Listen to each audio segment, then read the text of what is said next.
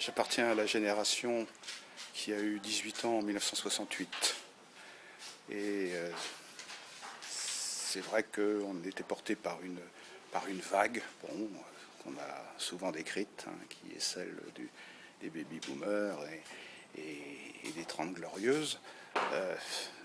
L'avenir, bizarrement, paradoxalement, n'était pas une préoccupation. Ce n'est pas une préoccupation parce qu'il y avait du boulot. C'était pas une préoccupation aussi parce qu'il y avait de manière diffuse une espèce de désespoir. Désespoir de cette génération de 68 qui avait le sentiment que la bombe atomique allait exploser, quelque chose allait se passer qui allait foutre tout par terre. Et paradoxalement, c'était pas forcément triste. On était là-dedans. C'est l'époque des Paul Fournier, l'écologie, c'est Kerouac, c'est Burroughs, etc., etc. Donc cette question de l'avenir et corrélativement la question du progrès n'était pas à l'ordre du jour des préoccupations de quelqu'un qui, comme moi, avait 18 ans en 68. Alors après, évidemment, puisque j'ai fait de la philosophie, j'ai rationalisé un petit peu tout ça, j'ai examiné les grandes idéologies qu'on nous prêtait plus qu'autre chose.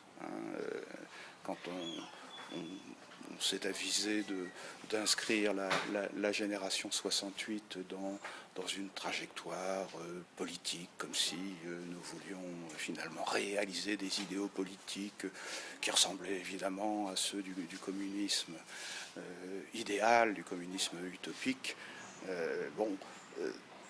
En réalité, c'était quand même de la rationalisation après coup, car sur le moment, ce qu'on voulait, c'était dans le pire des cas, je le dis avec sympathie, c'était la fusion que nous voulions, et la fusion passait par la musique, passait par la drogue, passait par l'émulation de la jeunesse, mais ça n'était en aucune façon le grand récit qu'on a reconstruit par la suite et dont on a dit qu'il avait fait son temps, disons, dans les années 80-90. Donc cette question de l'avenir, du progrès, elle a toujours été pour moi finalement abstraite.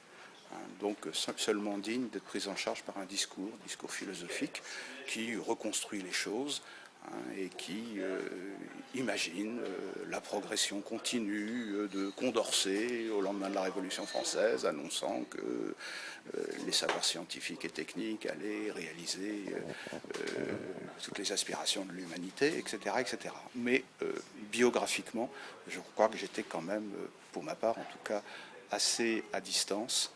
Et l'un des symptômes d'ailleurs de cette mise à distance, c'est que le penseur qui était pour moi urgent, important, c'était Georges Bataille. Donc j'ai travaillé pendant une douzaine d'années sur Georges Bataille. J'ai fait ma thèse de doctorat d'État sur Georges Bataille. J'étais plutôt atypique dans la petite communauté des philosophes de l'époque. Mais ce que j'aimais chez Georges Bataille, c'est la volonté de formuler un projet pour en finir avec le projet. C'est le thème même de l'expérience intérieure, faire le projet, d'en finir avec le projet. Bref, oui, j'étais là-dedans, et ça voulait dire que ce qui m'animait surtout, c'était les expériences limites, les expériences extatiques, tout ce qui ressortissait au fond de quelque chose comme une révolution métaphysique plus qu'une révolution politique. Okay.